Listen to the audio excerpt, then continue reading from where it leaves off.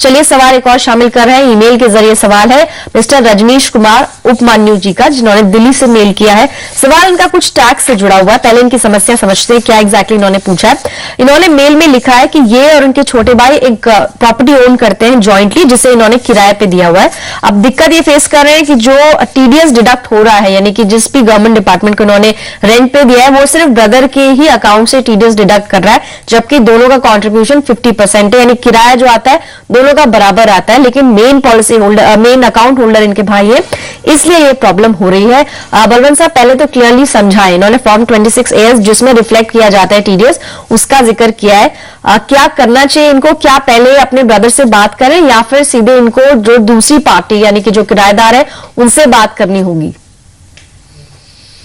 देखिए, ऐसा है कि जो रजनीश जी की समस्या है वो पेक्युलर समस्या है, और वो समस्या कई लोग हैं जो जॉइंट ओनर है और जो अपनी प्रॉपर्टी है किसी को रेंट पे दिया है, क्योंकि वो रेंट नॉर्मली एक आदमी के नाम से ही आता है, जो फर्स्ट नेम होता है उनके नाम से आता है, टीडीएस वगैरह भी उनके नाम से ही कटता है। परंतु जो इनकम टैक्स एक्ट के जो प्रोविजन है, सेक्शन 199 है, वो उसके हिसाब से उस 199 कहता है कि आपका जो टीडीएस का क्रेडिट है वो उसी व्यक्ति को मिलना चाहिए जिसकी इनकम में वो पर्टिकुलर इनकम ऐड होती है। अभी जैसे ये 50% इनकी है, 50% इनके भाई की है, तो इनके पास में एक रास्ता है, जो रूल 37B है इनकम टैक्स रूल्स का, उसके हिसाब से आप जिनका जिनके ब्रदर के नाम से आता है, तो इनके ब्रदर है जिनको ये प्रॉपर्टी रेंट पे दी, लेट आउट किया है, उनको एक डिक्लेरेशन दे देवे कि उनका शेयर कितना है, उनके दूसरे जॉइंट ओनर जो ये आप खुद है रजनीश जी, उनका शेयर कितना है, उनका पैन नंबर, एड्रेस वगैरह सब दे देवे।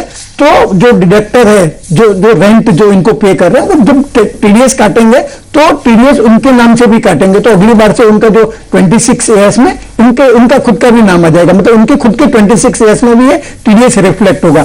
इसके अलावा दूसरा ऑप्शन है इनके पास में कि जो टेनेंट है उसके साथ में दो अलग अलग एग्रीमेंट करे।